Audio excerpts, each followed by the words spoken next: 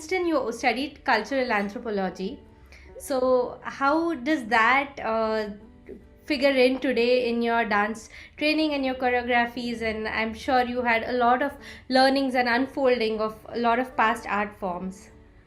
Yeah, I think that the one thing I loved about studying anthropology in school was that it's this like intersection of so many different disciplines and history, like histories and cultures, cuisine and music, law and like social constructs and like so many different things. There's so many different things that go into society and who we are and how we react and relate to one another. And it felt so related intellectually to art making and to dance in particular, which I don't think I was like putting those threads together and weaving that story very clearly while I was in school, but it definitely followed me through all of the different creations that I started to make as I was a more early career choreographer and dancer. Even just like the impulse to sort of like reach out to the community, to include like stories and voices, to have it feel like the art making process is much more collaborative and community based, and not just like a singular voice stepping into the room and sharing their single perspectives. I think all of those things really come from a foundation of like studying anthropology and their theories and why the discipline is important. Yeah, it's definitely sort of helped me to like form ways of thinking about my art thematically and conceptually, and that it isn't it can be beautiful and abstract and so physical and athletic, and that's really wonderful. And there's also space for it to carry meaning in other ways, whether it's like a personal exploration or it's something that is um, founded in something our local community is going through, or something that even like our whole generation is experiencing, and offering space to sort of process through that. Right. So you speak about a lot of collaboration when you speak about art and collaboration with the community. So in a lot of your production, like I can speak about Portal because that's the one that I watched and I was present at it. So I noticed that you had you involve the audience as a part of a performance, be it like they playing the music and the dancer dancing to it, or when there is a word that a audience member is submitting and then the dancer reacts to that word. And also in your past productions you've used smell and taste to kind of you're trying to trigger these other senses just other than the visual aspect. So why do you think that that's necessary?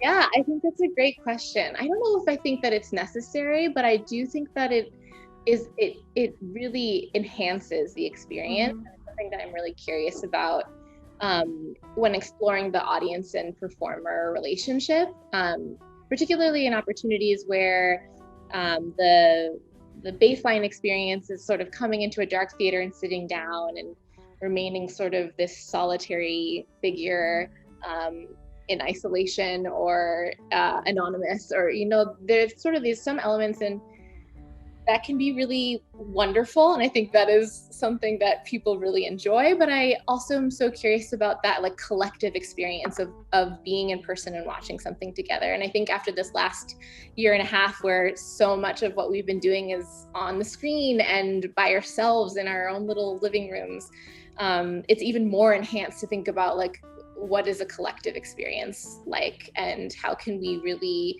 amplify that feeling, and yeah, what is it that live art and live performance offers us.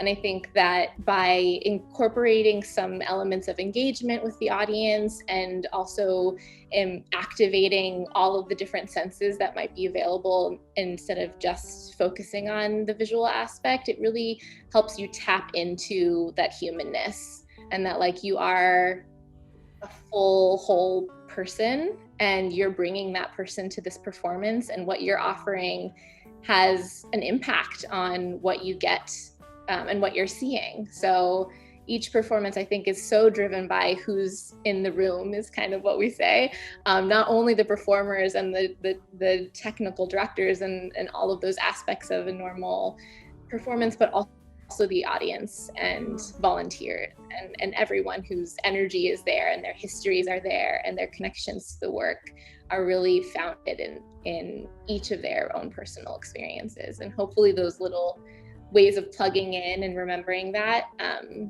is helpful in prioritizing and honoring like each of our individual experiences. Yeah, as a viewer, I can say like I felt that the performer is performing in front of me. I felt that it's a performer, it's somebody else, and at the same time, I also felt connected because I was somehow made a part of it, and what I was running through, and it was like you give them a pointer to think about, and then you have the artist react to it, so that like I could feel that connection element you're speaking about. So that was actually a different experience for me as a viewer, totally. And so after your graduation, you went to Beijing, as you mentioned, for a year, and you so having like that experience of a foreign land and visiting some different part of the world where you're not from, but at the same time your family has roots in that culture.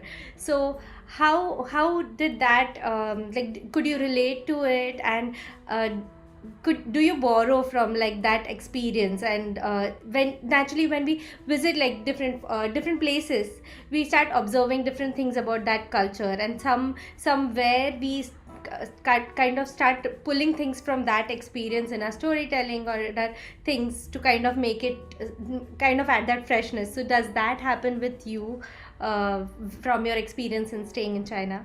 Yeah, I think I learned so much during that 1 year of living abroad. I'd been really fortunate enough to sort of travel for small times with my family until then, but it wasn't until I had a moment to really immerse myself, speak the language, be amongst young adults every day at my work, witness art as much as I can. Like I just went to go see shows and outdoor performances, listen to music as often as I was able to, and that sense, yeah, I think it was really transformative and formative for me for so many different ways. Both many of what you just outlined, I think both seeing and getting like cracking yourself open to things that aren't what you're always used to, and it really expands your perspective on humanity, on relationships, and on like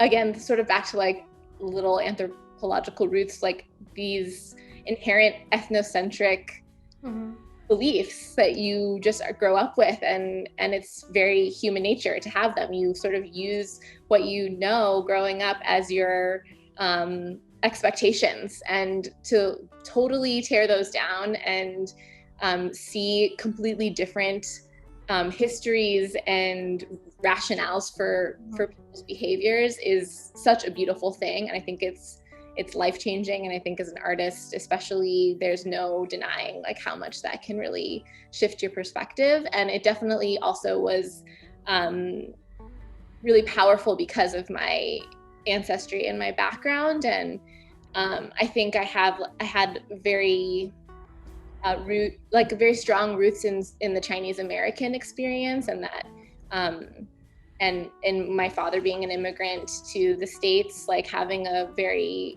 clear sense of that immigrant mentality and hard work ethic and like passion for family and that drive. But I think it is also another layer when you can actually return back to where that history and culture derived from. And I just learned so much about myself, and all of a sudden, like, I don't know if you've ever experienced this, but like I peeled back all of these questions that I actually didn't even know I had about my father and about my grandparents and about their actions and the ways that they process things and the ways that they talk to me about life. And yeah, I think that I just carry that with me for sure. I know the most recent piece I did was called The Healer. And it was a tribute to my aunt who passed away, who studied Eastern medicine.